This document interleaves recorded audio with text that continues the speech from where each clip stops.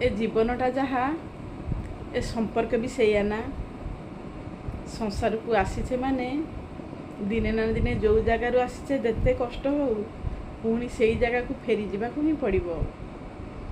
आ ये बापघर जो आम छोटू बड़ होइछु, जो कथा कहवा शिखीचु, जो चली शिखीचु, थे बाघर हो शाशुघर को गला मात्रे बस किछि दिन कुणिया हो घरे पुणी थे से शाशुघर को फेरी जावाक पड़ो।